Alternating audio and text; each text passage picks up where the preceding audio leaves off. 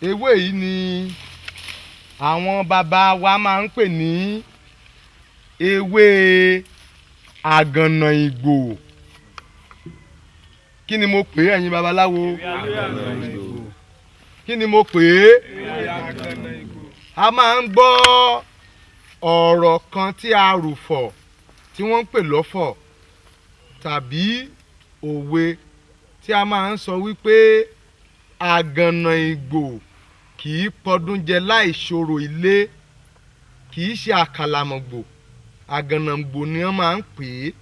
Agbanna Igbo ní ẹnikẹ́ni tí Olódùmarè bá kádàrá pé kí ó rí tí ó bá fi wẹ ifá rẹ̀ lọ́dún, bó ṣe wùwù kí ọ̀tá pọ̀ tó, bó ṣe wùwù kí ẹni ibi kó pọ̀ tó, kí wọ́n máa sa àsán, kí wọ́n máa sa èdì, kí wọ́n máa gbọ́wọ́kọ́wọ́ lé lórí, ikú òjijì ò ní mú lọ nínú ọdún náà. Ṣùgbọ́n eléyìí ò sọ wípé kí ẹni náà fúnra ẹ̀ kó yìnbọn jẹ.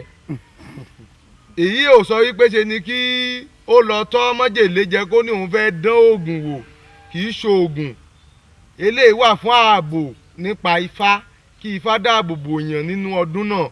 Kì í ṣe pé kó wá torí bẹ́ẹ̀ kó lọ wa rọ́ọ̀fù, kó lọ fi mọ́tò, kó lọ fi gbá igi gbá ọ̀pẹ, kóun fúnra ẹ̀ lọ para ìdànù. Ṣé ń gbọ́ àlàyé mi?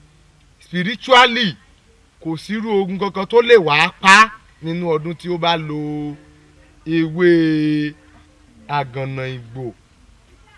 Wọ́n dẹ̀ tún máa ń pe ewé náà ní ewé ajé òlélé. Ewé ajé òlélé yìí tí a bá fi wẹ ifá, ẹ ti rí pé ọ̀nà méjì ló ṣiṣẹ́ fún.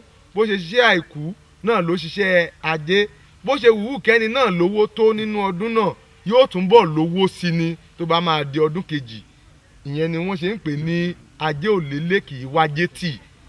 Gbogbo wa ní wájé tì.